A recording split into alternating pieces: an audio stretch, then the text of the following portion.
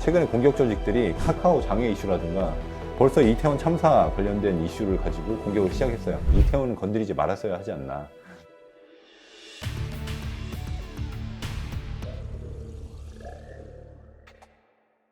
안녕하세요. 보안뉴스의 권준 편집국장입니다. 안녕하세요. SW 곽경욱입니다. 이젠 진짜 바이오로 추운 겨울이 오고 있는 것 같습니다. 네. 특히 이제 북한과의 관계도 그렇게 냉각되고 있잖아요. 네. 최근 박 이사님 소속 회사인 SW에서 네. 북한의 김숙희 해커 그룹이 안드로이드 머리어를 활용해서 네.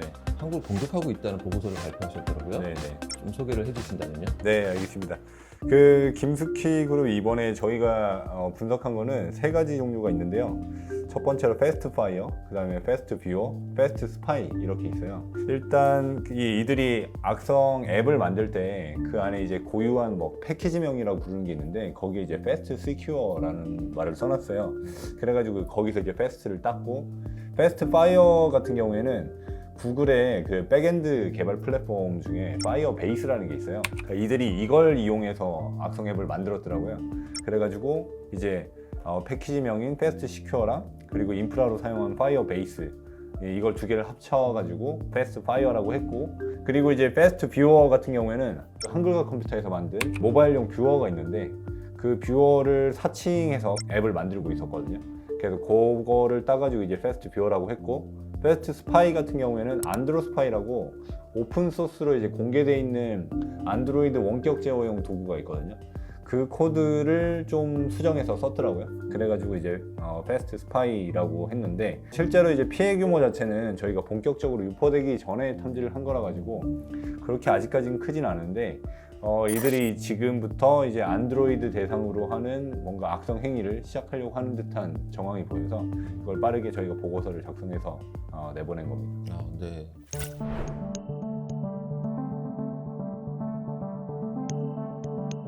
북한의 사실 김숙희 그룹 같은 경우에는 뭐 일반인들도 보안에 대해서 조금 관심 있는 분들 많이 한 번씩은 다 들어봤을 것 같아요. 그렇죠. 김숙희가 도대체 어떤 조직인지, 네. 그리고 그동안에 우리나라를 대상으로 해서 공격들을 많이 수행했잖아요. 네, 네. 뭐 몇 가지 좀 대표적인 공격만 좀 소개를 한번 해주시면요. 일단 이 이름이 여자들로 이루어진 그룹은 아니고요. 네. 이건 이제 카스퍼스키라고 보안 회사가 있는데, 거기서 예전에 뭐 분석을 하다가 여러 가지 특징을 따가지고 이제 이름을 김숙희라고 짓기 시작했고요. 이 김숙희 같은 경우에는 그 앞에서도 말씀드렸지만 주로 정보 수집 활동, 우리나라 고위 공무원이라던가 아니면은 뭐 국방 쪽, 그다음에 뭐 우리나라 연구기관, 뭐 연구 자료나 이런 것들을 이제 탈취하기 위해서 활동하는 공격 그룹으로 보면 되는데, 이런 활동을 하다가 해당 기관이나 해당 기업에 들어가야겠다 하면 그때부터는 제대로 들어갑니다. 제로데이를 이용하기도 하고 메일 시스템 취약점을 실제로 본인들이 직접 찾아서 국가 주요 연구 자료를 탈취해 갔던 이슈도 있는데, 우리나라만 공격하냐? 그것도 아닙니다. 김숙희는 미국도 공격을 많이 하고 있고요. 네. 김숙희 같은 경우에는 전방위적으로 정보 수집 활동을 하면서 자국의 이익이 되는 그런 자료를 빼내가고 있죠. 네.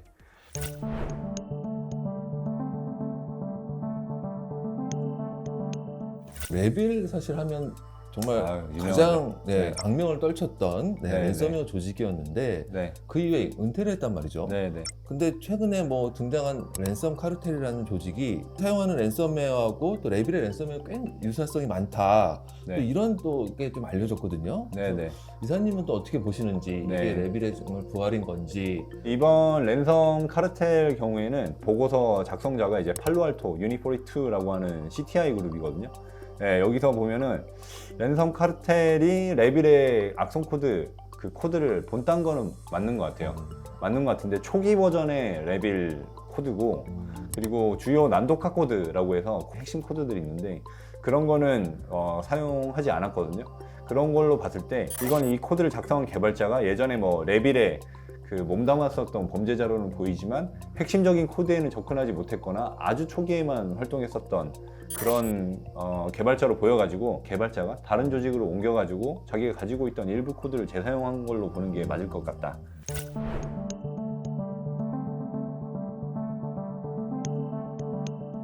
최근에 이 소프트웨어 공급망 보안 이런 네, 게 네. 참 화두가 되고 있는 것 같아요. 네, 그래서 미국에서는 사실 뭐 소프트웨어 공급망 공격을 막기 위해서 네. 소프트웨어 물자표, 뭐 이른바 네. S밤이라고 표현을 얘기를 하던데 네. 이사님께서는 이 공급망 보안의 중요성에 대해서 좀 어떻게 생각하시고 네.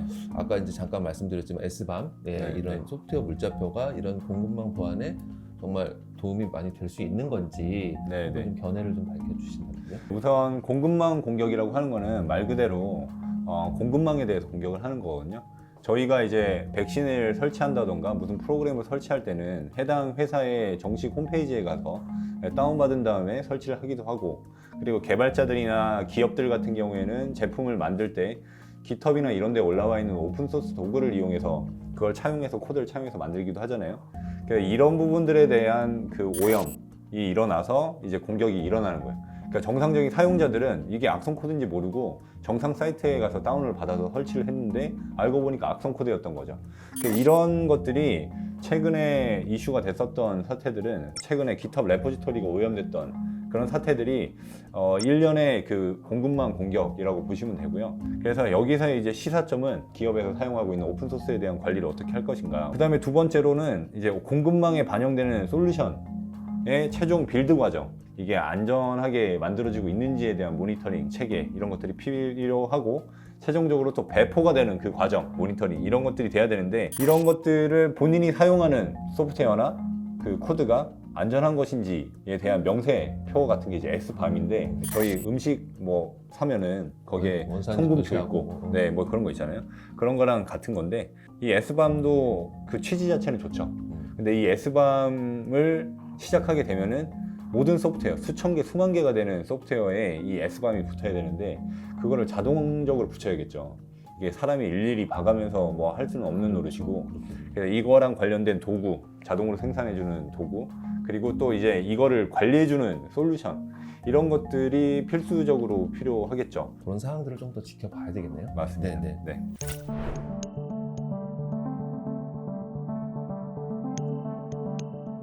최근에 조금 더 이사님이 주목할 만한 어떤 랜섬웨어 조직하고 네. 뭐 특이 동향이 있으면 좀 말씀을 좀 해주시겠어요? 네. 네. 요즘 범죄 조직 내부의 데이터가 외부로 유출되는 경우가 굉장히 많이 있는데, 얀누어왕이라고 하는 랜섬웨어 조직이 있어요.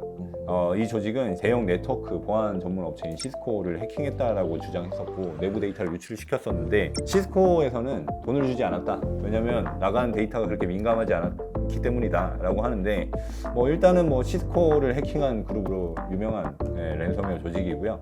그리고 이제 랜섬웨어랑은 좀 별개지만, 최근에 공격 조직들이 카카오 장애 이슈라든가 벌써 이태원 참사 관련된 이슈를 가지고 공격을 시작했어요. 카카오 장애까지는 괜찮은데 이태원은 건드리지 말았어야 하지 않나, 네, 그런 생각은 듭니다. 네. 말씀해주신 외에 이제 피해 통계, 뭐 피해 네, 국가 많이 일정하긴 하더라고요. 최근에. 네, 맞아요. 근데 거의 일정합니다. 간단하게 설명 한번 해주시면. 네. 이제 특이 포인트는 여전히 뭐 락빗이 피해 기업 수는 가장 많긴 한데 많이 줄었어요. 거의 한 50% 정도로 줄었고요. 그 다음에 아보스 라커라는 것도 많이 활동을 했었는데 좀 최근에 많이 줄었고요. 그리고 피해 국가는 단연 미국이 가장 많고요. 그 다음에 이제 업권으로 보면 제조업권이 가장 많고요. 네, 뭐 이런 식으로 네, 보시면 될 것 같습니다.